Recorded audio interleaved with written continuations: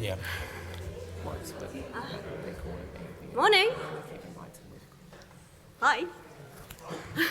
It's really exciting. Thank you so much for all of you coming today. It's really good to see so many people turn up for International Day of People with Disabilities event. My name is Vanessa Curtis. I am co-chair and co-founder of AbilityRE alongside the amazing Jenny Offord, who is hiding at the front. And before we start, there's a little bit of housekeeping.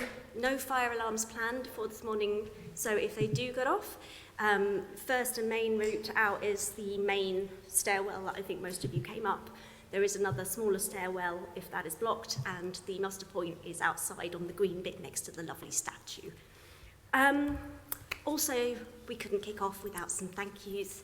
The first major thank you needs to go to Gerald Eve, our strategic partner, without whom we would not have been able to run this event or do any of the good stuff that we've been doing to date and plan to do over the next 3 years. I also need to thank the RICS for agreeing to host today's event and for arranging all of the AV and everything. Absolutely incredible, thank you very much. I need to thank our keynote speakers as well for giving their time and sharing their expertise. We have Dr Tony Lloyd and Charlotte Valeur, and I will be in the full introduction later. Unfortunately, today we have lost Dr Hannah Barnum-Brown due to a personal emergency. So my thoughts are with her this morning. I am gutted she can't be here today, and I do hope we can get her back for another event at the right time for her. I also need to do a thank you for the AbilityRE committee of volunteers who are all giving their time on the side of day jobs, which are quite heavy loaded anyway. We've got Jenny Offord, as I mentioned, Homes England, Will Kirkpatrick and Holly Bryant of Gerald Eve, somewhere, hello. Vivek, Menon from Jones Lang LaSalle, Emma Jackson from CBRE, and Warren Stapley at Montague Evans. Thank you ever so much. Sorry, is that better? Not much. Am I talking too fast? Apologies. I will slow it down. It's nerves. Last but not least, I need to call out the RICS team who have put this together in the background. Sybil Taunton, Aranta Anderstone, Paloma Amaroma Bujosa, Nino Sharazadi, and Paul Southard, who have helped us organise today. Thank you very much. So just a quick word about AbilityRE. We're a non-profit. We're aiming to make real estate and the built environment industry a better place for people of all abilities. We passionately believe that improving the diversity profile of our industry will improve the inclusivity of our built environment to the benefit of everyone. We focus on disability, neurodiversity, mental ill health, and long-term health conditions, and we're supporting people throughout the real estate and built environment sector, working with individuals, organisations, and governing bodies like the RICS. Membership for individuals is free, and it gives you access to events, webinars, tools and resources, as well as a support network of like-minded individuals in a safe space type environment. So if you haven't signed up yet as an individual, please do. It's on our website, it's free. We also want to create increased opportunities for people of all abilities within the sector in terms of work-in-place, work experience, internships, supported employee placement programs, and ultimately permanent work. We want to leverage our combined experience to drive continuous improvement and work with the governing bodies like the RICS and the other MOU signatories to develop best practice guidelines. And Sybil will be telling us a little about the Memorandum of Understanding that has been signed by the RICS and a number of the other governing bodies around that. Finally, we want to create an industry charter or a continuous improvement mechanism, which will allow organisations to sort of track their progress on their DEI journey and hopefully provide them with a roadmap of quick wins and longer-term plan improvements that they could make on this journey. So that's us. We've got quite a few events lined up after this, if anyone's interested. We have a couple of working group ones. They're the ones in blue. We're working on a work and wellness passport. There will be an inclusive events guide and an inclusive language guide, and we would like to have a little round table with a working group of professionals and experts before we publish those and they go live. So if anyone's interested in those, grab me afterwards or send me an email. And then the purple ones are open to everyone, so we're kicking off in January with a roundtable discussion. We've got supporting neurodiversity in the workplace in February at Jones Lang LaSalle. We've got how to be an ability ally in March at Gerald Eve. There's another April roundtable discussion topic to be agreed, so if anyone's got any suggestions or would like to see something specific, let me know. And that will be at KinArps. And then we are hoping to have a hearing impairment event for Deaf Awareness Week in May, but we need a venue for that. So, International Day of Persons with Disabilities. As you all know, or I'm assuming you know, it's an annual observance on the 3rd of December, which unfortunately was a Saturday this year. And it was pronounced by the United Nations in 1992. And the day aims to promote understanding of disability issues and mobilise support for the dignity, rights and well-being of persons with disabilities.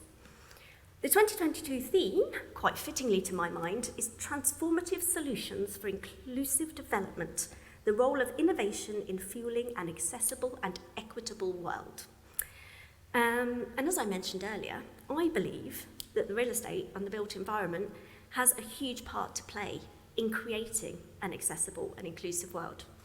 I also truly believe that if we do not improve the diversity profile and the representation of those with disability, neurodiversity, mental ill health or long-term health conditions within our sector, then the built environment and the spaces that we design, we construct, we fit out, we manage, will continue to fail the 14.6 million people in the UK who have a disability or an impairment, and the estimated 9.6 million people in the UK who are neurodiverse. So it's really important we have a moral obligation as an industry to get this right, which is why I'm so thrilled that you're all here. So, before we begin, and before I introduce our amazing speakers properly, if you have a mobile phone to hand, I would love to ask you a couple of very quick questions. There's only 3 of them, I think, so you should be able to just quickly scan that QR code or just go to menti.com and use the code 27788600. I will fess up now that I have no intention of trying to change screens to show you the answers, but I will issue them afterwards. There is going to be a bit of a write-up of the key themes coming out of today's session. I will also reassure you that while I can see your answers, I cannot see who wrote them.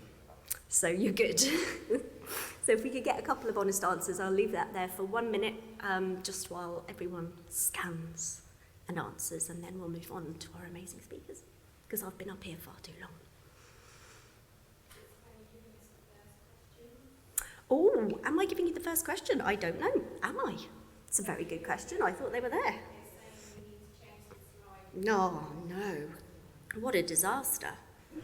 Just when you think that you've got it all sorted out, you find out that you've done it wrong. Technology. It's amazing when it works.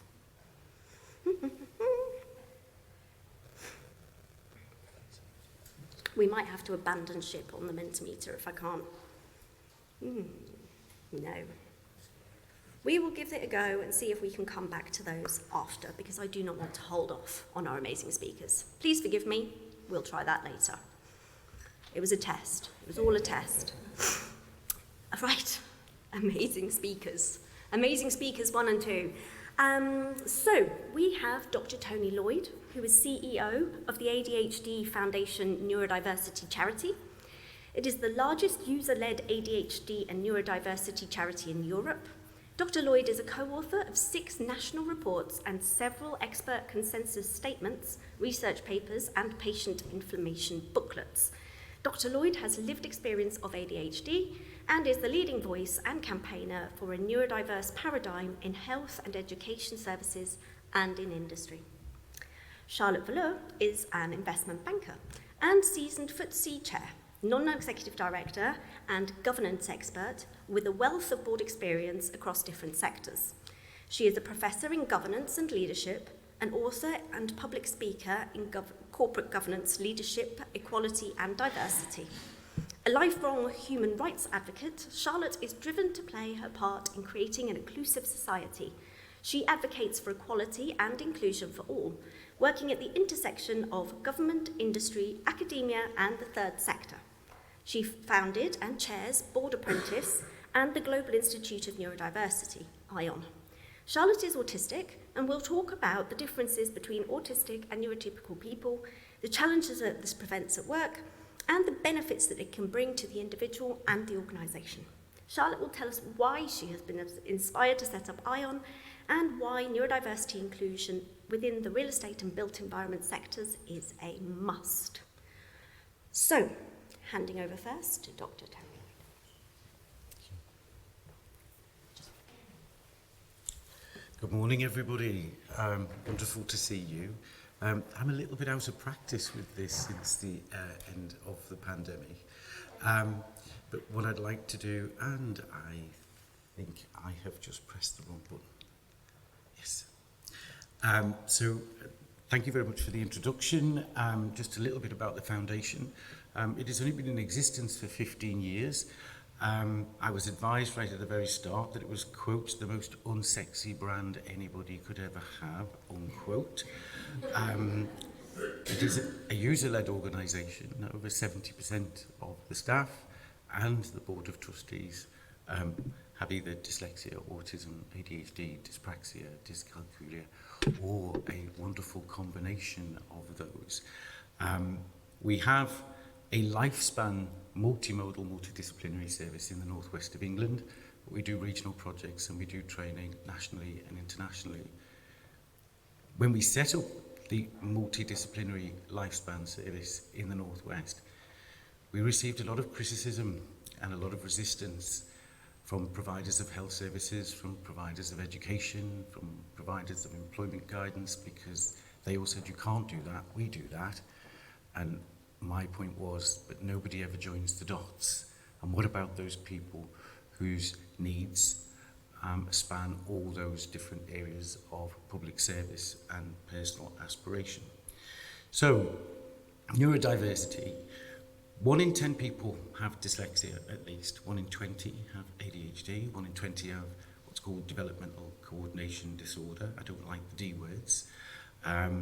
Formerly known as dyspraxia. Approximately 1 in 20 have dyscalculia, which glibly is the number version of dyslexia. And collectively, if you look at the meta-analysis globally, because UK data is not very reliable because most of it originates from the NHS, but globally that represents 20% of humankind. Of the 8 billion people on this planet, not one person looks the same, sounds the same, and everybody's brain is as unique as their fingerprint. In the UK, that means that at least 13 million people fall outside of this standard distribution curve of what we consider this to be normal neurocognitive capabilities, whatever normal really means.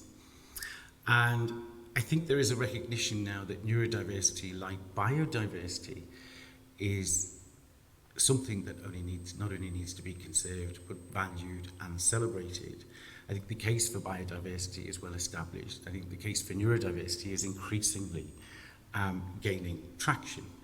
The genetic imperative in human beings is relationship driven. For each one of us sat here, the most important things in our lives are not our cars or our homes or our jobs. Actually, they're the people who love us. We are a social species. We were designed or evolved to live in relationship and thrive in relationship. And we have historically tended to have an ideology where we like people around us who are the same as us. We like people who think the way we do, who have the same values, who agree with us, which is very affirming and very comforting, isn't it? But actually, that is not the way the human species was designed. Out of 8 billion people, each one of us have a unique neurology. And why is that? My argument is that if at least 1/5 of humankind have these minds that sit outside the standard distribution curve, whoever created that, then there must be an evolutionary reason why. And my conclusion for that personally is that the sum must be greater than the parts. The difference is itself the norm. And while we like to code and order and stratify things because it helps us assimilate information, to try and do so with complex human beings is, I think, very much a mistake, and probably the origin of a lot of our narrow thinking that includes why we used to tie left-handed children's hands to the chair and make them write with their right hand, because somebody somewhere decided that that was how everybody had to write. We all had to be the same in order to belong. And what I'd like to talk about really is why neurodiversity is good for society, but also for business, for commerce, for communities, for the workforce of tomorrow. Everybody is familiar with Steve Jobs' phrase, think differently, and the fact that he, postulated that the most successful growth industries of the 21st century, the technology industries, media industries, bioscience, biotechnology, that the reason they were so successful and the reason they were so profitable was that they've been actively recruiting not just a diverse workforce for the past 3 decades or longer, but a neurodiverse workforce. And many of you will have heard the jokes about California being called Nerd Valley, and various other terms that might raise a smile but actually are really quite derogatory. The reality is that there was a recognition among those industries that there was a place for people to flourish and contribute in many, many ways. He argued that having a neurodiverse workforce gave those businesses a competitive edge, made them more innovative, made them more creative. And we're seeing research that's coming out now that tells us that over 30% of business owners and entrepreneurs have either ADHD or dyslexia or both, because they frequently co-occur. There is research that says over 40% of millionaires have dyslexia, yet 7 out of 10 children that we exclude from our schools in the UK are these same neurodiverse minds, which begs the question, what does industry and commerce see that our educational paradigm does not? And why does our concept of intelligence and ability and the metrics that we employ to measure it exclude and fail and disable so many young people and waste so much talent and potential, with significant implications around costs for the public purse? We're going to be publishing some research in a few months that the cost of undiagnosed or managed ADHD, I say unmanaged, not necessarily unmedicated, but unmanaged ADHD across the lifespan is £1.2 million. But it costs £700 to assess. And for those that need medication, it costs less than £700 a year to treat. And we know that the outcomes for children who have access to that support have very, very significantly better life chance trajectories in mental health, education, employability, economic independence, active citizenship. I could go on. There has been a lot of talk, hasn't there, about spectrum. People talk about the autism spectrum. But actually, there is a spectrum of human neurocognitive capability, of which autism is just one expression. And if you can think of our neurocognitive capabilities as a graphic equalizer, for those of you that can remember stereo systems from the 70s, but one that has millions of slides, some of which are fixed at birth, but many of which are flexible and movable. The human brain does not reach maturity until our early 20s, which is extremely rare amongst mammalian species. Our brains are evolving, and what clinicians call neurodevelopmental conditions like autism, ADHD, dyslexia, dyspraxia, etc., are influenced by environmental factors. Our adaptability as a species is why we have become the most dominant species on this planet.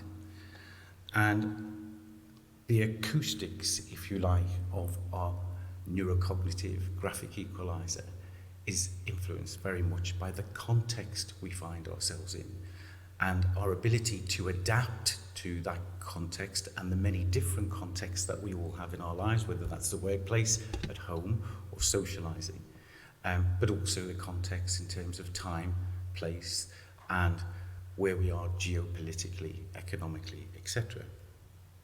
So why is neurodiversity good for business? I think, again, there is a recognition that we need to harness potential, whether we're aware of it or not. We all work in a neurodiverse workforce. Every organisation, every business, at least 20% of that workforce is neurodiverse, and the majority of them do not know. And it seems to me a crime that if 1 in 10 children are dyslexic, but only 2 out of those 10 ever leave school at 16 knowing they are dyslexic, and the other 8 think they are stupid because they underachieve in school, because the metric that we use to measure people's intelligence and potential and capabilities is always reduced to a handwritten exam at the end of an academic year. I had a wonderful conversation the other day with an extraordinary cellist who is regarded as a genius, who was anxious about the fact that she thinks she's going to fail her degree because in order to pass her degree she has to do a 3-hour written exam, handwritten exam. In a technology-driven world, why do we still insist that school children are measured and assessed and their futures determined by a handwritten exam for 3 years? Why can they not use assistive technology in an exam? Why do some people think that that is diluting academic excellence? I do not know. But it's good for business for lots of reasons. Human resource planning and recruitment. We're seeing a growing trend of neurocognitive profiling to recruit people, not to diagnose people, not to pathologize people, but to determine what people's innate strengths are. My husband, of 25 years, was an outstanding head teacher, and I made, well, I wouldn't say it was a mistake. I thought it might be a mistake at the time of agreeing to work together, which actually turned out to be very successful. He got 5 A's at A-level when A-levels were really, really hard. He is an academic in the truest sense of the word, much more than I am. But he has dyscalculia. And he was heavily criticised at school and barely scraped a C in his maths in order to get to university. He will never be a great mathematician because he has dyscalculia. But the gold standard measure of intelligence in the UK, even in our prison education system, is GCSE maths and English. Have you ever heard somebody give me a convincing argument how GCSE maths and English is going to reduce recidivism? That's another conversation altogether. But for businesses, understanding a neurodiverse workforce, how to recruit the right people into the right roles, how to train and develop people in the right way, how to create dynamic teams where you have kaleidoscopic vision and synthesis of ideas in order to find opportunities and solutions to new challenges.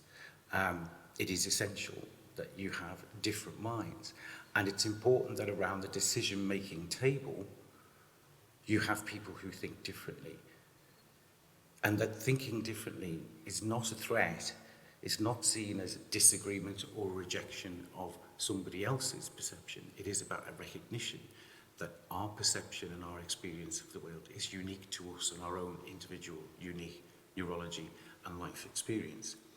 So profitability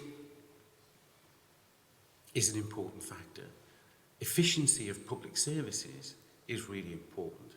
And I think, this is understanding that these different minds require us perhaps to redefine our concept of intelligence, to stop conflating intellect with intelligence, because I think they are two sides of the same coin, and see that people with these different classifications or diagnoses actually also display certain neurocognitive capabilities in abundance that you don't find among those who fall within the standard distribution.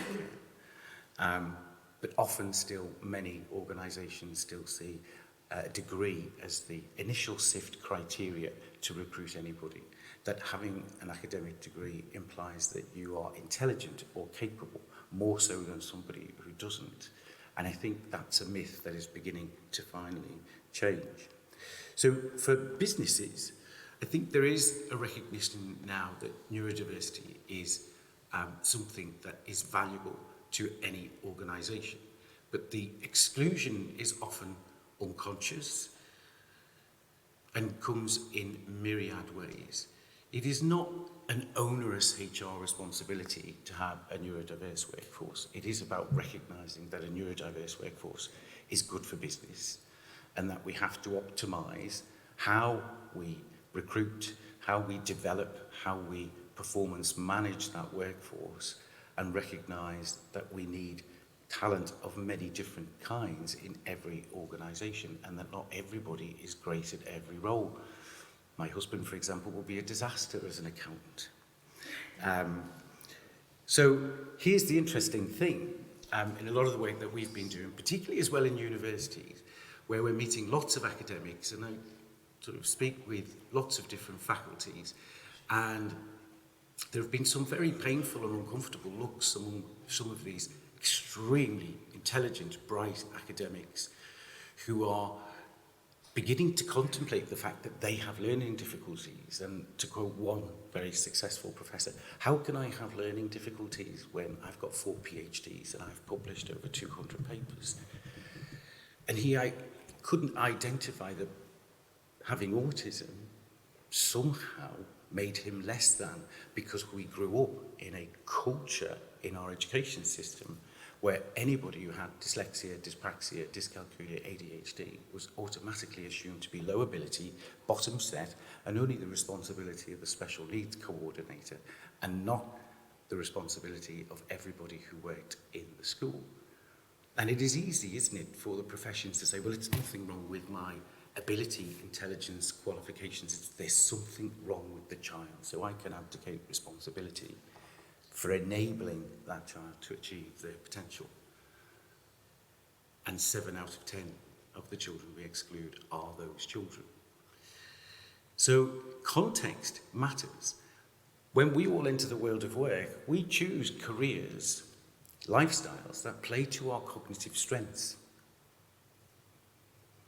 In a school setting, in an educational setting, you are asked to demonstrate every day cognitive competencies that do not come naturally or easily to you. And we wonder why a lot of children don't like school. And we wonder why, when it comes to choosing your options in Key Stage 4, why you choose teachers rather than subjects. But there are lots of people, and always have been lots of very successful people who are neurodiverse. But we don't see them because we don't identify success with that enculturated misconception we all have of somebody with special educational needs at school, because my recollection of those children was that they were deemed by everybody as less than, including the students. There was something about the culture at school that defined those children as weird, stupid, and all kinds of other unfortunate names. And I always use the analogy when I'm talking to teachers that, I need glasses. If you took my glasses off me, I couldn't do my job. A 5-year-old child starting school who has fallen behind everybody else and feeling like he doesn't belong because the teacher keeps on having to correct him or her. The child who is short-sighted does not know that every other child in the classroom can see the world in focus, because nobody has ever explained to them or demonstrated to them what the world could look like if somebody actually gave them a pair of glasses. So now they could read what was on the board and what was in the textbook, which they couldn't before. It is the simplest piece of assistive technology that there is, and a lifesaver for many of us. We don't see neurodiverse talent in industry because we don't identify people with special educational needs or learning difficulties as being successful high achievers, captains of industry, so on and so forth. So we know that every sector of business, whether it's public or private, will fail if it doesn't adapt.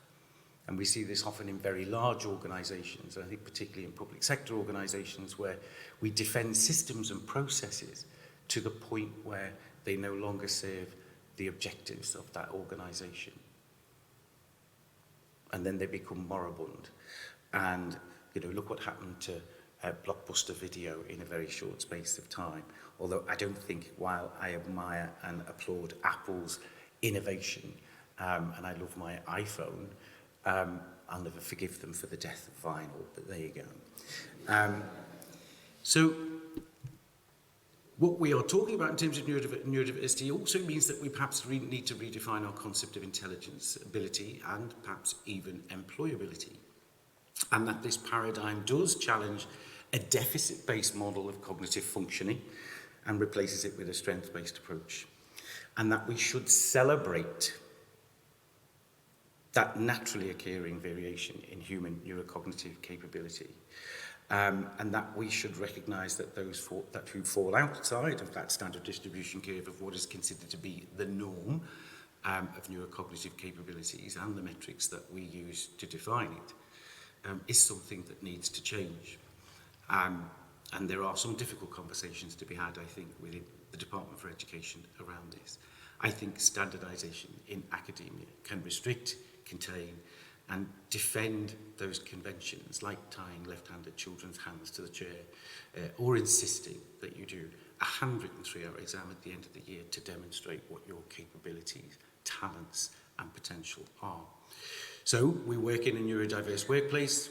There is a neurodiverse marketplace for business. We live in a neurodiverse world, and we have to get over that fear of change and recognise that transformation requires that we challenge our established hypotheses and way of doing things and dare to think differently about how we do things. And we do have to dare. Increasingly, I am seeing people in industry. I was at a merchant bank in the city a couple of weeks ago, and it was like a scene out of Spartacus. By the time I'd finished, there were 6 of them that stood up and declared their ADHD or their autism or dyslexia, which I thought was wonderful. But we require a culture within a workplace in order for people to do that. And I think if I wanted to sum it up, it would be like this, really, because I think there is social entrepreneurship in all entrepreneurship, that we need to imagine and create a different future. I have such admiration for Charlotte and many people like her who have been pioneers of ingenuity and creativity, who have endeavoured and had the courage not only to think differently, but to speak about that and to take those risks and to state why we need to rebalance our ecosystems in commerce and in communities. This is not just about angels in denims trumpeting the glories of higher productivity for our cathedrals of consumerism. If what we are producing is not what we need, then that seems to me to be completely counterintuitive and counterproductive. So we need to incentivise participation in social entrepreneurship and in human and commercial capital. We need regenerative social entrepreneurship that has to be neuro-inclusive, because at least 20% of humankind have these so-called different minds, and understand that from an evolutionary perspective, the sum is greater than the parts, and we cannot build a world or a workforce or an agency or a community just for the 80%, because we are all the worse off for that. Many of these people you will recognise who are public about their difference, their neurocognitive differences, dyslexia, dyspraxia, from many famous people in the media, but also scientists, astronauts, entrepreneurs. Many people in the history curriculum. I wish somebody had told me this at school. Some of this is supposition based on research, but there has been some published research that proves that Leonardo da Vinci, apart from being a heretic, according to his cosmology, and a sexual deviant because he was also gay, but one of the greatest artists, polymaths, inventors in history. But nothing is said in the history curriculum about the fact that he had ADHD or dyslexia. Nothing is said in the history curriculum about the fact, or the science curriculum, that Mozart had autism. And Einstein was probably autistic, and that Thomas Edison was probably dyslexic, and so on and so forth. And of course, many people in popular media whose faces you will recognise. So, in terms of making any organisation neurodiversity confident, think about how that can optimise your profitability, innovation, recruitment, your staff performance and well-being, how you accurately identify training needs, management protocols, how you can anticipate endeavour, identify and implement strategies to realise your changing goals, and if you need to, utilise financial resources to enable your workforce to continue and increase the value that they add to your organisation. Ask yourself what support is needed in your organisation.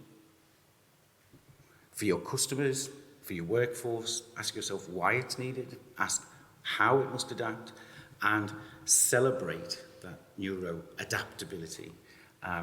It is a 21st century paradigm. It is a paradigm that's long overdue. And if you don't mind, I'm going to play you a short video which is about the Umbrella Project. It is a celebration of neurodiversity, and it was born of a group of children who were on our youth board who were trying to find a name for themselves. And I asked them what they wanted to call themselves, and they said, we want to call ourselves the Alphabet Kids. And I said, why? He said, because we've all got letters after our name, like you. I said, oh, really? And they went, yeah, ADHD, LD, SD, ASD, with honours.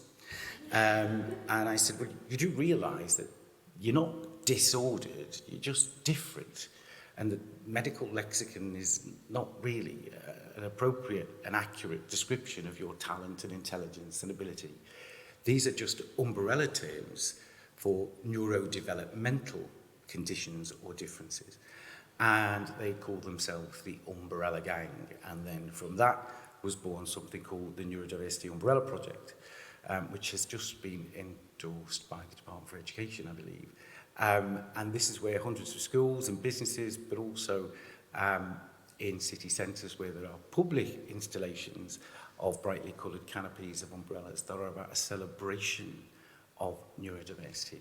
And I have had parents send me photographs where they've travelled from other parts of Europe because their child wanted their photograph taken underneath them, because for them it is the first time that anybody has ever talked about dyslexia, dyspraxia, ADHD or autism in a positive way. So this is their work, and have a listen. Yeah, I underestimate children and young people to tell a story. Thanks very much for listening. Thank you.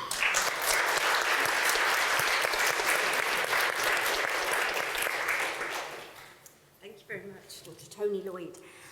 Before we hand over to the incredible Charlotte, I am going to give the Menti one more go, because I really want your answers. So if anyone still does have their phone handy, I'm not going to try and scroll back to the QR code, but it is menti.com, and the code is 27788600. I'll say it again, it was 27788600. Hopefully you're all in. The first question was, does your organisation have, a defined, oh gosh, it's all gone horribly wrong again. Does your organisation have a defined strategy to support disability and neurodiversity?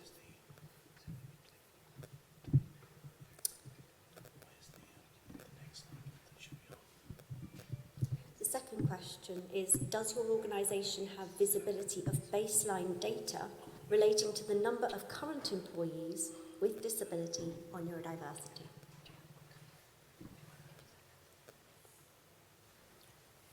Okay, getting some good votes there. And last but not least, or at least I think it's last but not least, there might be four. Oh gosh, it's gone again.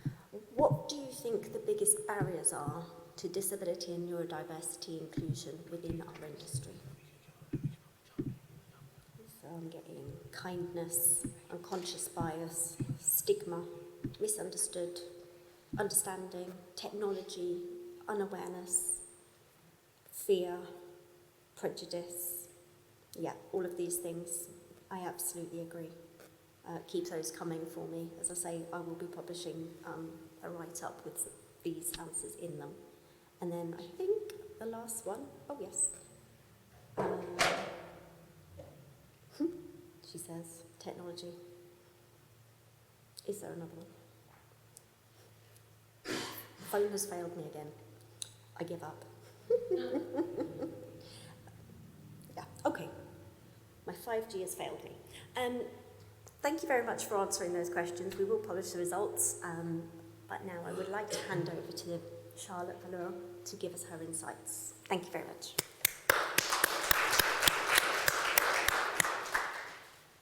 Am I supposed to stand up here and do it, or anywhere? Or it's better to speak into the microphones here and not the microphone there. I'll stay here. I'll stay here. Can everybody hear me? Yes. I don't have slides. I'm just talking, so I'm afraid you'll just have to listen to my talk and look at me or look wherever you want to look. So I want to go over a few of the things that was mentioned earlier. I'm autistic and ADHD, late diagnosed. Got diagnosed autistic at 52. I have an autistic son and 2 other children that probably also have some diversities. We believe our late father was autistic, as the whole family is now learning a little bit more about neurodiversity. We significantly find that it pops up everywhere, and you end up seeing it everywhere as well, within the family and beyond. And this is a similar experience that everyone has once our own awareness broadens.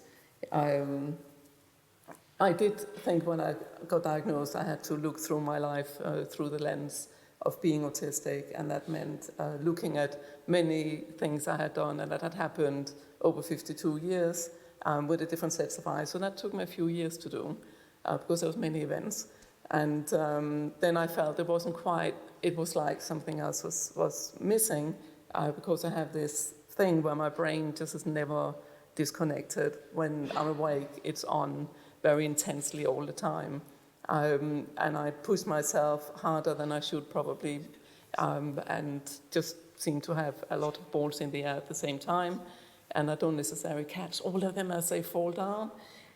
But broadly, I can handle a lot because my brain is so active. And also because the things I'm interested in is where my focus is.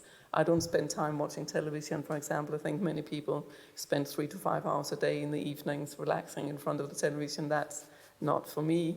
I think I do in that time instead. So when I'm awake, a lot of things happen. So I think maybe I can handle a lot more than what your average person would be able to. So a lot of people are asking me what's the difference between employees that are neurodivergent and neurotypical employees. And of course, there is not one way of saying this is the difference. What I have personally experienced over the years is that I'm hopelessly direct and honest with things. This is not always an advantage. People say they want the truth, but they don't really want the truth. So like, I would never ask my son, does my bum look big in this dress, for example, because I would most definitely get a yes. And that was not what I was looking for. So we get that people don't always want the truth, but when you work in business, as I have done for 40 years this year, I feel that the truth is a lot easier. Transparency is a lot easier, even when people don't want it. From my perspective, it helps securing everybody if anything happens after you've made some decisions. That, especially if you make decisions you're not feeling you could be transparent with, and that goes privately as well as professionally, I find. So I think some of those differences we find is that when you have neurodivergent employees, which we all do, we are literally everywhere. A lot of us are hidden, a lot of us nobody knows. After I went public a couple of years ago, I had hundreds and hundreds of emails coming to me. A lot of them from senior executive and other board members saying, actually, I'm autistic too, but I would never have the courage to tell anyone, so I'm just staying quiet on this. And because the narrative that's been written about us hasn't been written by us, it's been written by other people, and we need to write it ourselves. And this is very much what has happened for most minority groups, for LGBTQ+, for ethnic minorities. At some stage, someone else wrote a narrative about us that isn't true. And we have to raise our voices to get it right. We also have to ensure that those of us that are hidden but successful can come forward and feel psychologically safe to do so, although when it plays a trial, it never is. So those in your organizations that might speak up need to feel secure and safe that they can do that without repercussions, which is not the case, as Tony also alluded to currently. It is not the case that we can be safe in that when disclosing our invisible disabilities or differences.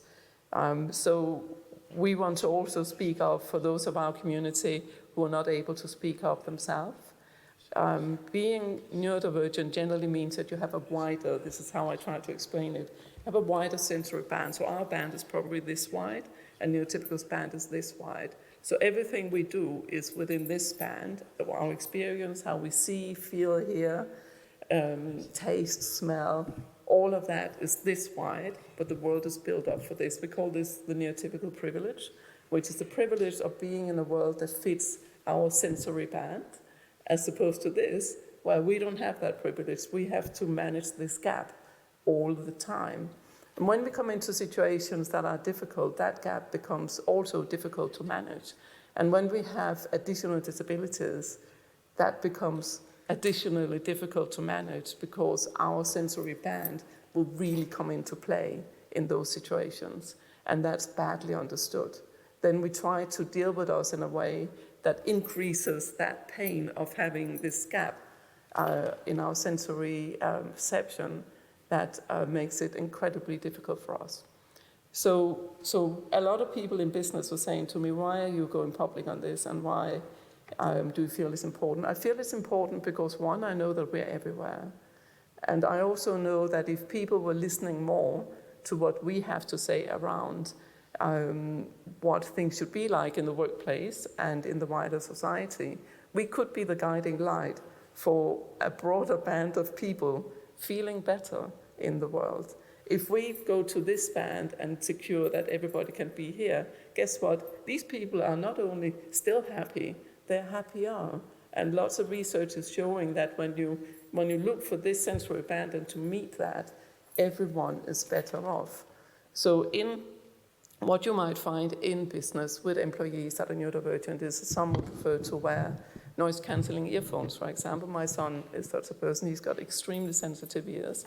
He always did. When he was 4 and in a school and in assembly and everybody was clapping, he would be the boy with hands over his ears. And I remember the headmistress taking his hands away, which I asked her to not do again because I could see my son was overwhelmed with the sound of clapping and he should not have to sit in that overwhelm. But the headmistress thought he should just get used to it. But when you have super sensitive ears, that is not how it works. You can't tone it down. Then she would have to give him like ear props or something, hence his noise-cancelling earphones, which have brought him into trouble on a number of occasions. He is now in university studying a music composition degree, and actually composing music, you need ears that are that sensitive. He does electronic music, and when he mixes music, he does it flawlessly because his hypersensitive ears will hear any little scratch in the mix, and therefore he could, within a very short space of time, do music flawlessly. And those are the talents that we don't want to erase, right? Did we want him to hear less and not have that sensitivity? Did we want Mozart to not compose what he composed? Mozart was probably luckier, probably neurodivergent, there's some suggestions, but I don't think that he worried too much about a roof over his head, shopping, cleaning the house, doing the cooking, paying the bills. He was lucky and privileged to be in a situation where he could just focus on his music, and we still listen to that today. When we nurture talent that has that in our workplace, we get that talent out. The specific talent that some of us would bring. We all have a specific talent that if we bring that to the table, we all learn from it and we're all better off from that. And those are some of the differences. I think if we hold to that broader sensory band and you look at your places that people are in the workplace and why some people might need earphones or might need a separate room, it could be smells, noise. If you ask your neurodivergent employees what bothers you in this environment, you will find that if you use that guiding light to make those changes, not only would those employees feel a lot better and much more included, but all of your employees would feel better. The people with the sort of more narrow sensory band wouldn't necessarily consciously feel what could be better, but they do feel when it becomes better, because they certainly feel better themselves. But they are not fine-tuned enough to point out what is it that makes them feel a bit overwhelmed. I hope this makes sense. Does this make sense? Yes. Yeah, thank you.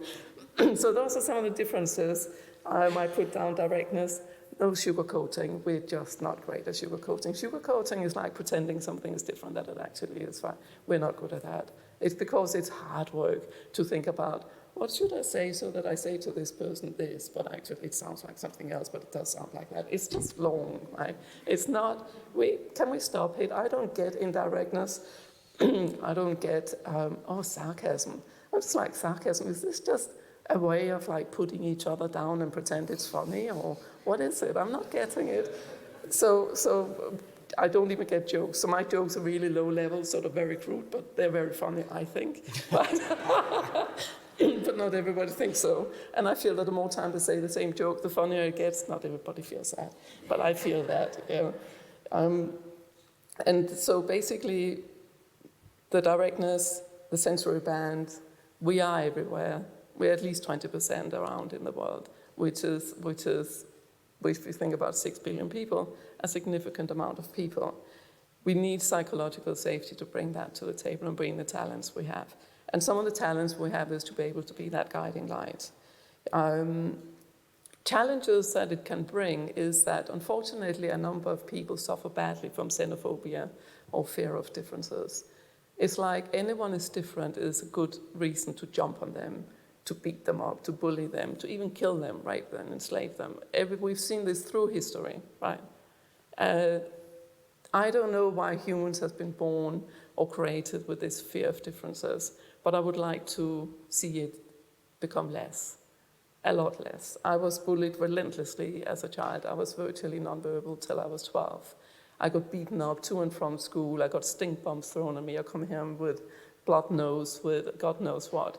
I had a sister who tried to get them off my back by beating them up, which of course isn't the right way, but it did help sometimes. And I didn't understand why I was bullied relentlessly. I didn't understand why in school I was deemed to be dumb, and I was told I was dumb, and that was literally the word they were using, both the teachers and my peers. And that sat with me throughout schooling. I slaved my way through the school, absent in all classes, very autodidact, so I taught myself everything at home. We learned about the Second World War in school. I heard nothing, but I was reading Winston Churchill's biography at 12 at home. But obviously nobody knew that. But that was where my interest was, because that was real, it was a person, it was facts. It wasn't some fiction that I saw little logical reason for me to read about. I know there's a lot of good reasons to read fiction as well, but that was not what I did so much. So if we could reduce that xenophobia, again, we will all be better off for it. My children are neurodivergent, half African. I've got 2 sons and a daughter. I don't want my children to be discriminated against for anything that they are born with, anything that, the color of their skin, their neurodiversity, the gender, their sexual orientation. I don't want that. And that's why I'm doing what I'm doing, because it's important. That's why I'm speaking up. My Middleton said to me when I had a family meeting to say, I'm going to be public about this, is that okay? He was like, do you need to, Mom? You're quite successful. Why do you want to bring this in? Because for him, he was like acutely aware that was not going to help me move forward positively. It could, in fact, destroy my business and mean that I could not longer earn the money I need to earn. I'm not rich, right? I need to earn money to pay my bills and to pay my children's education.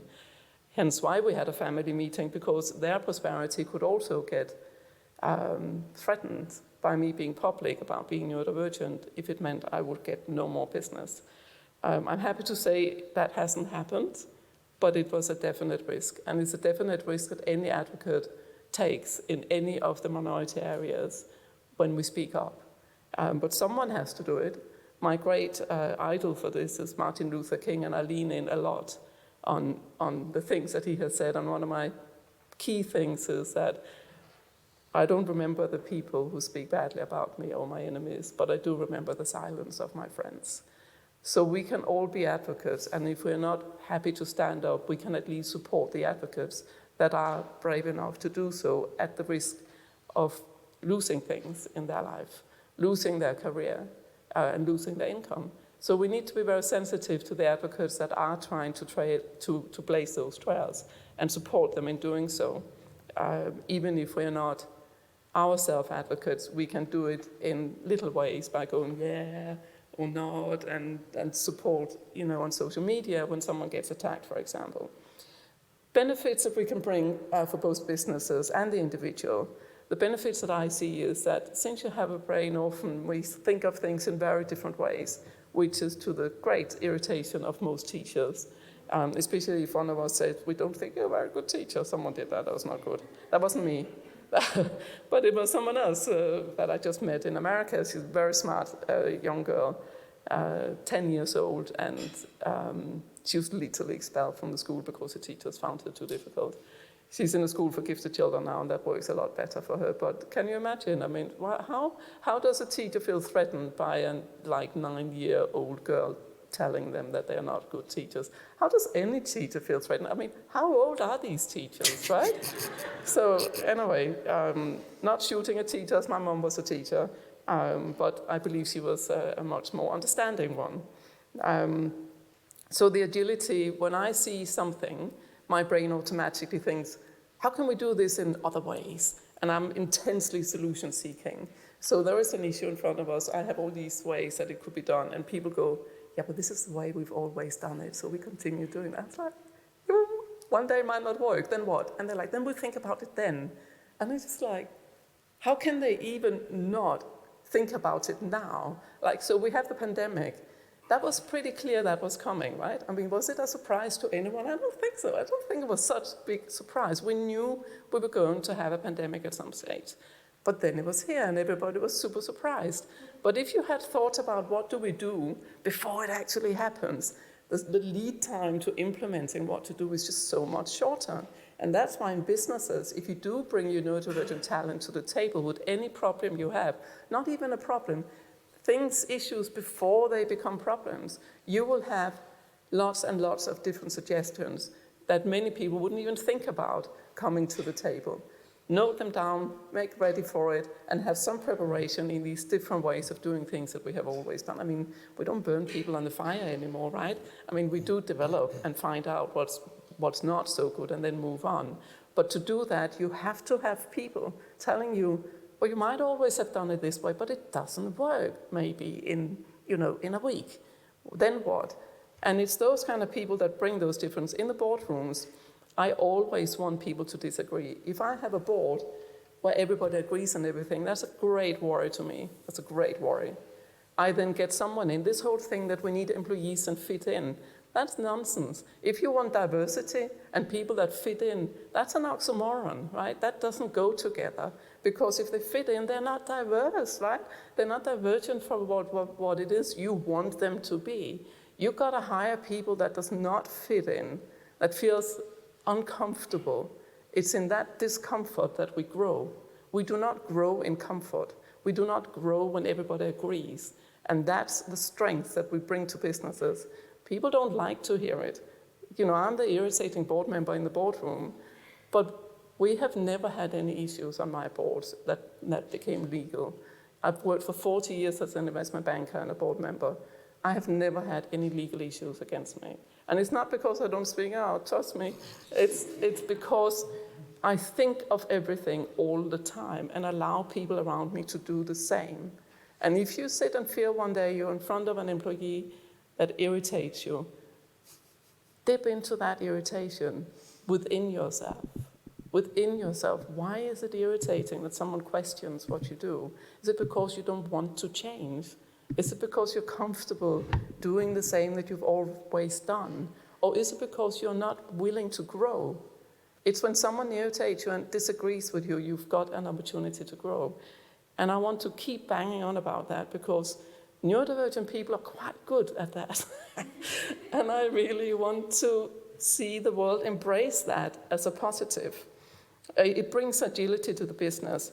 And the changes that we make or we suggest making are actually good for everybody. Talent meant for us, the talent we bring is here for a reason. Nature meant for us to be here and to challenge. What if nobody ever challenges? What if everyone still believes that the earth was flat? I mean, someone had to one day be the brave one to say, I think it's round.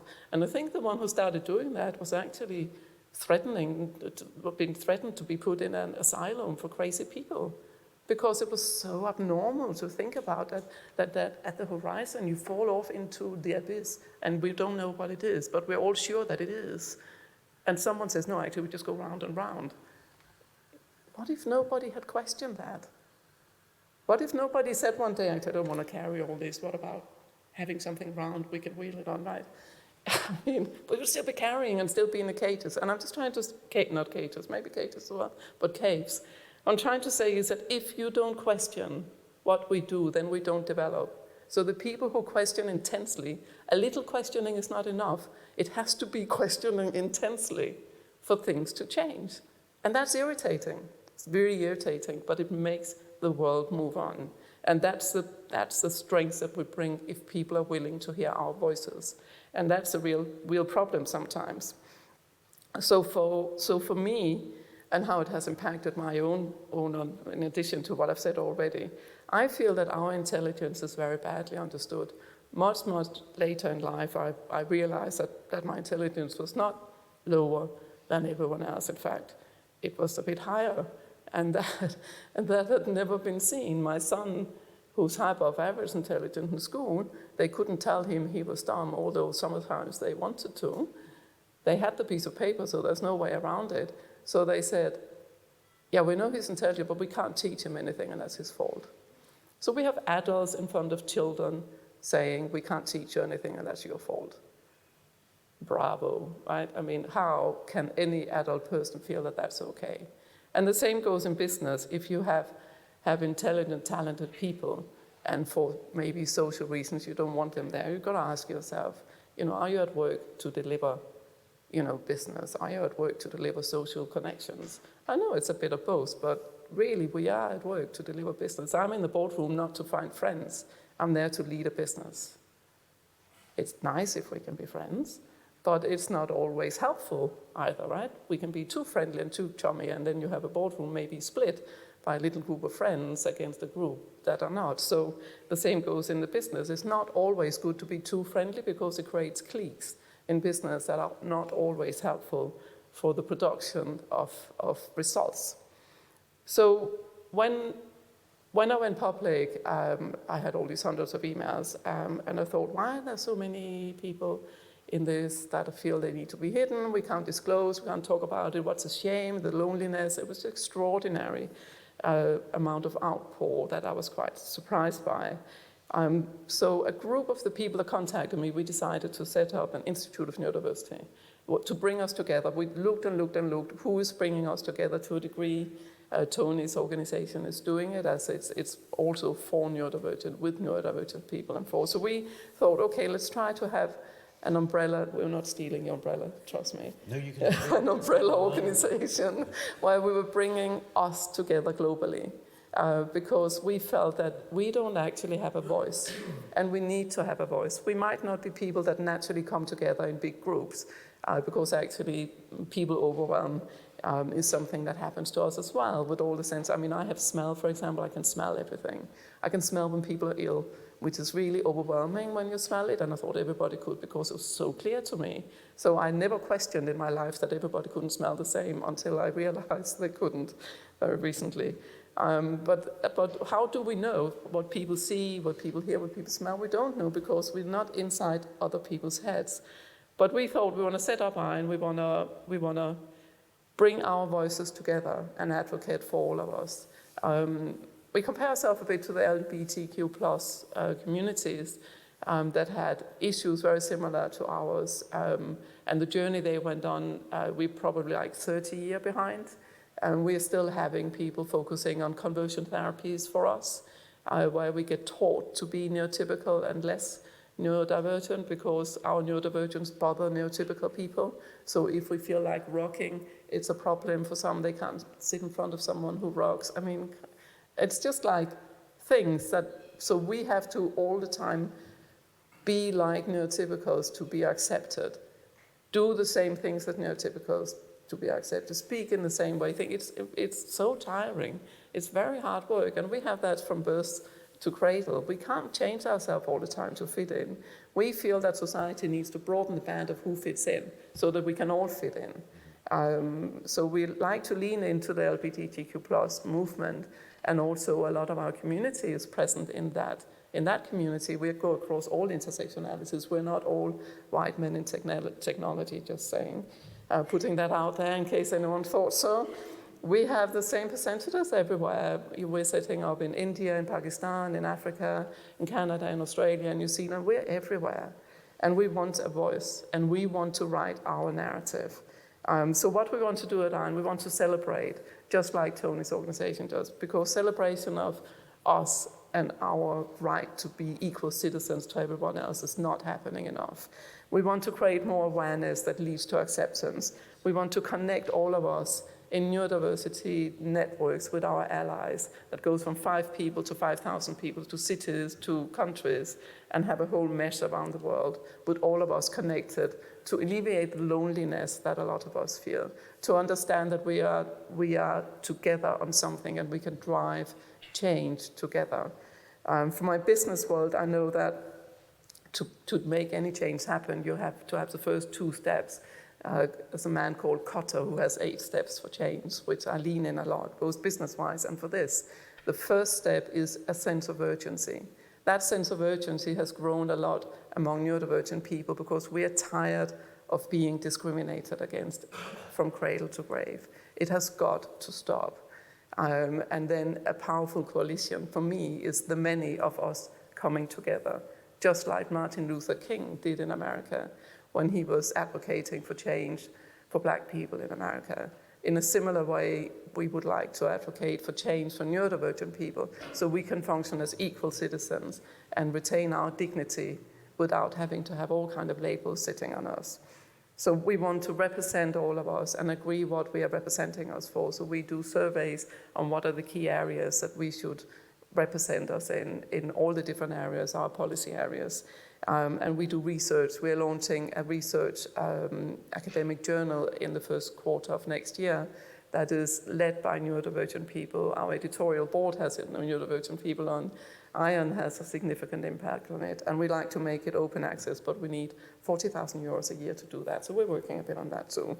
Our North Star is that we have no labels for anyone, not just in neurodivergence, but for people. We are just human beings together, all of us. And we're going to keep pushing for that, keep pushing for people to widen their band of acceptance of people who are different. And once we can get to that, I'm hoping that not just neurodivergent people will benefit, but all of us will benefit. Thank you.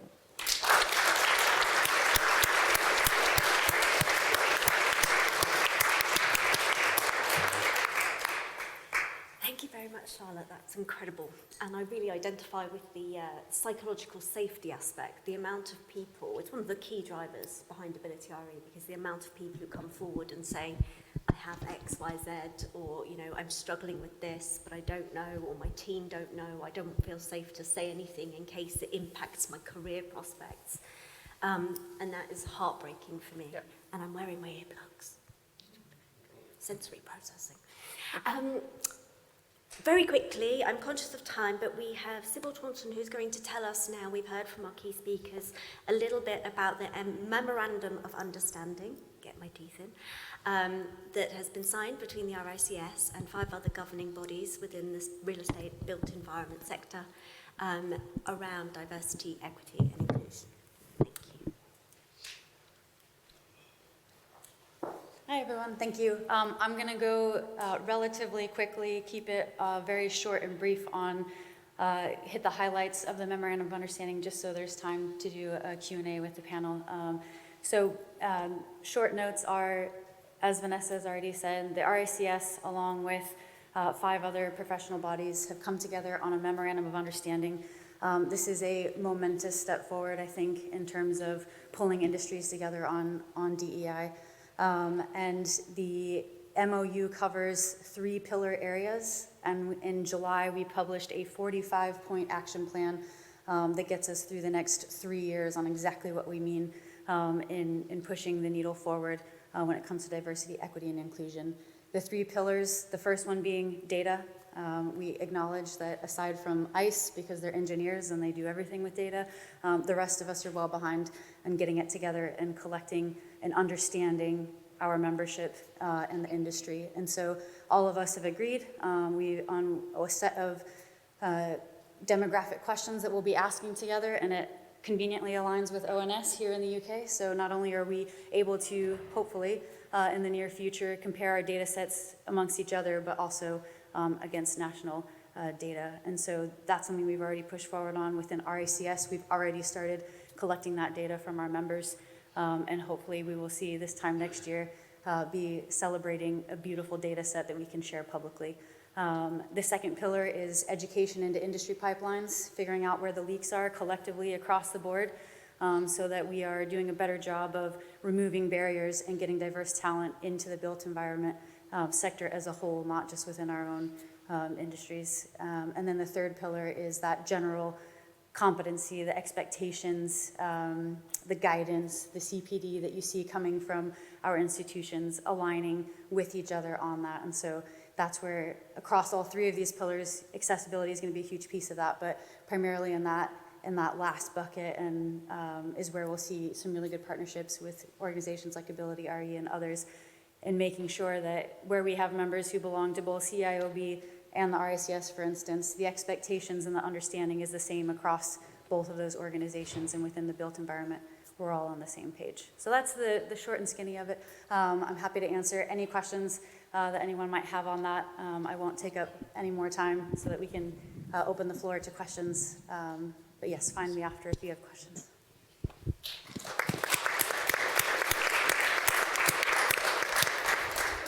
Okay, we have a roving microphone for questions for the panel with Paloma. Come on, people, be brave. Okay, I'm going to ask one. Oh, no, go on then. Okay, it's not really a question, but do you want the microphone there? Please, because we're recording.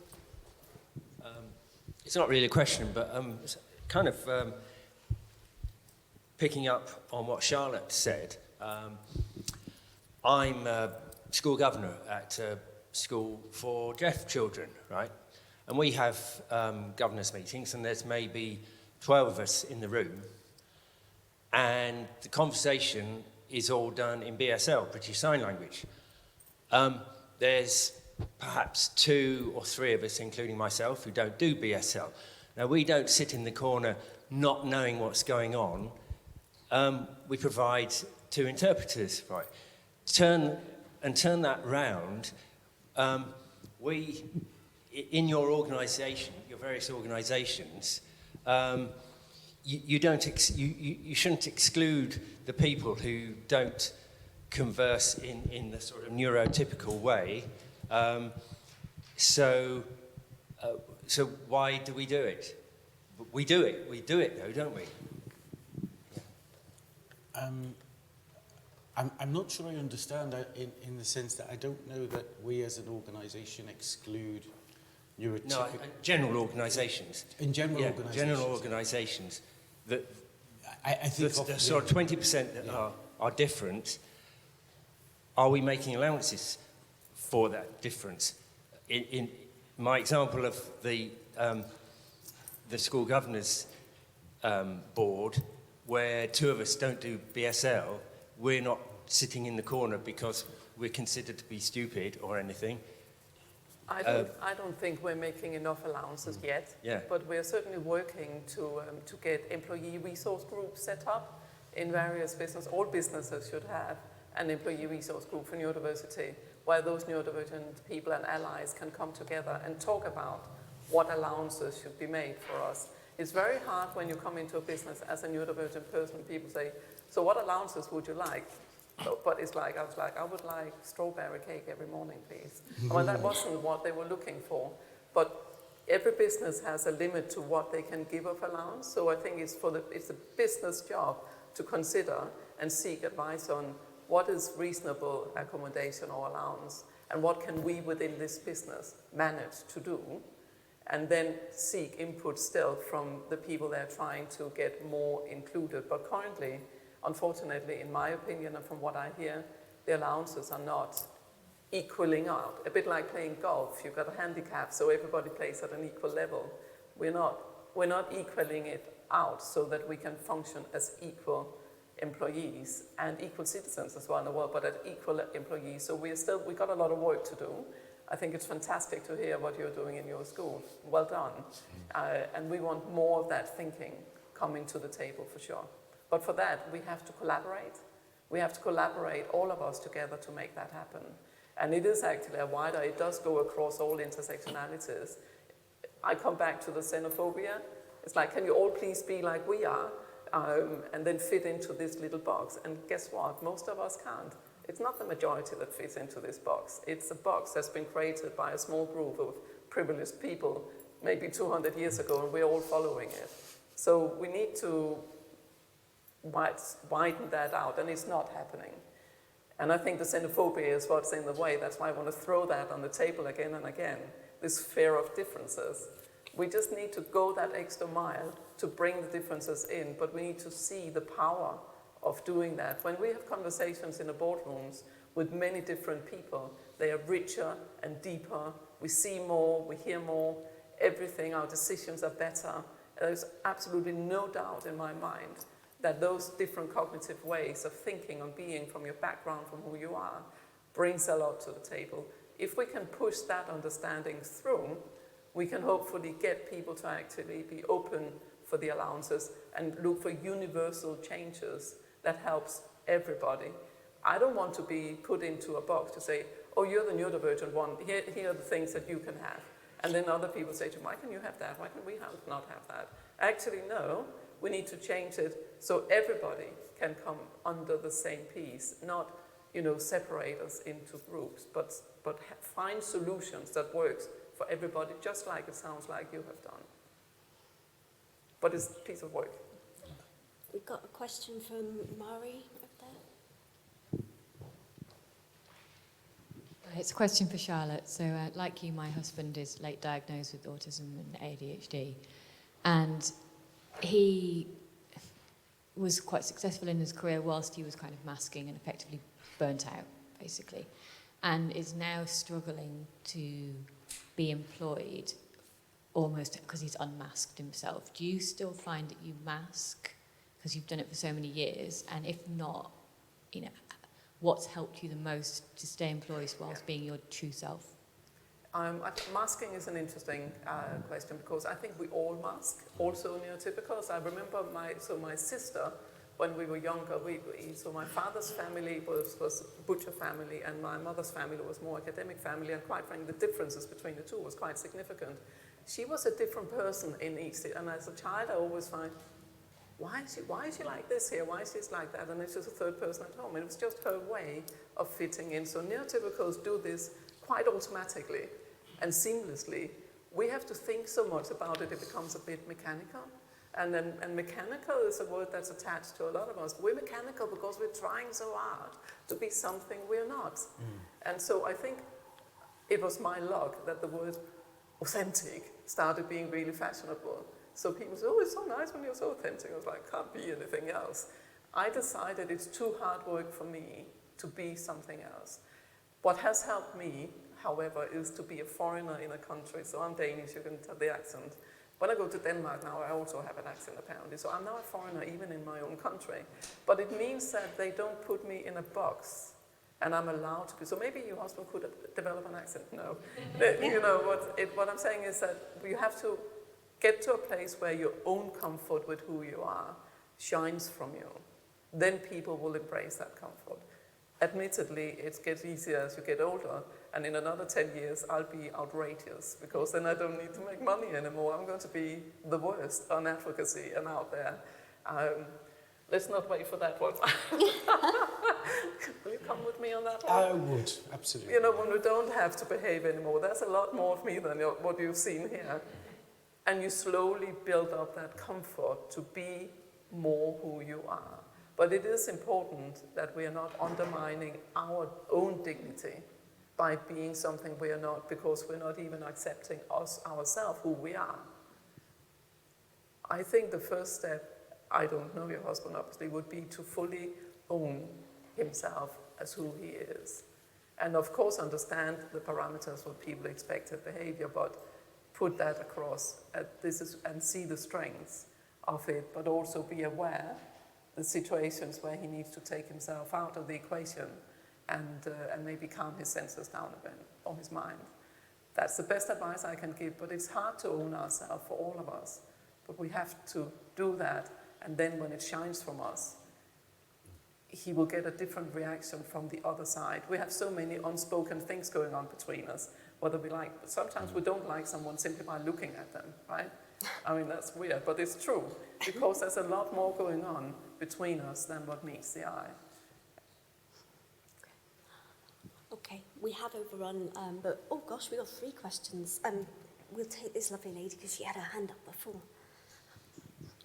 Hi. First of all, I love the idea of the link of to xenophobia as a platform for a great comparison. And it was an evolutionary imperative is the thing, right? But we don't actually need it anymore. You might, in addition to masking, I want to think also about code switching, which many of us do just constantly. It's quite exhausting as well. But back to education, I was actually a governor at a so-called, very terrible language, I don't know what you would call it. It is officially called a mainstream school, but with the largest unit for deaf children in England, and interestingly, the head teacher banned BSL. But one of the things on the gripes about education is there's a lot of advocacy work that was done, because when Gove was education secretary, he split the line between attainment and achievement. And that's had a devastating effect on a lot of children in the so-called performance of schools, and which children have to be excluded in order to keep the numbers up. So is there a platform where we can all kind of, feed into that and put that back on the table? Because I think through governments and through regulation, you could actually get a lot better, much better results. You're speaking my words. We just talked about the whole attainment achievement thing. It just was kind of swept under the rug, but we're still living with it. I know. Or rather, our children We're are still setting living up in 14 different countries the Institute of Neurodiversity now, and schools always come up, education always come up. If you get expelled from a school, we know from statistics that that's a direct road to jail for many, and we have to stop neurodivergent children getting expelled for being who they are. All the schools we've spoken to around the world has asked, is there a platform we can come and talk about this? So we're launching one today, of all days. And we started a LinkedIn group called Neurodiversity in Education under the Institute of Neurodiversity. And it's simply to bring us all together, to together seek solutions. So we have a school from Denmark, we have a school from the US. I went to LA and I visited a school called Bridges, and they do amazing work where they teach children through the special interests. And I was just so bowled over by what it is. We will, however, not include schools that subscribe to ABA, which is what we call conversion training. There might be good parts of it, it's just we haven't seen that yet. But we are dealing with a lot of people with trauma and PTSD from having been exposed to ABA. So until we feel convinced that our community can stand behind applied behavior analysis, which is effectively the same as they did with LGBTQ plus society, that has been made illegal in 14 countries for LGBTQ plus, and we want it to be for us as well. But obviously it means that there are a number of schools and universities we can't collaborate with until that's sorted out. But all other schools, especially primary and secondary schools, tend not to be. And we want this group to be where we can communicate with the different ways we do things and what's good and what's not so good. So, so the group has started. There's only 3 members. Tony is one. I'm one. And then we're going to start bringing the schools in from now on to communicate, basically. And then we will be in it as well, the neurodivergent voices and people who have a special interest within education, that we can also bring our insights and our lived experience to the table. Because I think we need some of that collaboration. Collaboration is one of our key words. We want to collaborate with as many as possible, except the ones who want to change us or eradicate us. Naturally. And I think the change needs to happen in education first, because that's the origin of most of the exclusion. That's right. And the harm and the life chance trajectories are often determined the day a child starts school. Yeah. And policy only changes when the tax-paying electorate tell our policymakers that we want this to change. Yeah. I certainly didn't think I was dumb until I started school. Yeah. Then I thought it for many years. Yeah. Or you didn't try hard enough, or you were lazy. That was it. No, me too. Yeah. Yeah. Yeah, I didn't try hard enough either. And I agree with you on exclusion, because my son was excluded for the first time when he was 6, not for what he actually did, but for the fact that when they sent him to the head teacher to talk about what he did, he has ADHD and autism, he was trying to avoid eye contact with her when she was telling him off, and then he laughed. You know, that kind of blocker barrier. Nervous laugh, the good old Yeah, eye contact. and he has an ETHP. They are aware of his ADHD and his autism, and she excluded him for a week, and he is 6. Well, my son got expelled during his GCSEs for something that wasn't his fault. So, yeah, we have a lot to say about that, and we need to address it because it's unacceptable. It's cruel, actually, to children. It's cruel for children. Absolutely. Unfortunately, we have overrun. I know there were quite a few other hands up, so if we close the main event now, but if you are able to stay and you do want to ask our panellists questions, please do feel free to do so, unless you've got to run away. You can mingle for a little bit. We'll be around. Yeah, we're going to mingle, so please do feel free to come and find us and ask any questions. Before you go, I know we've overrun, but if you do have time to give us your feedback on today, I'd love for you all to give me your one commitment or takeaway from today's event, be it a conversation you're going to take back to your office or something else that you're going to do within your personal life. But one commitment, I think that's really important that we all take one away from today's event. And thank you all for coming.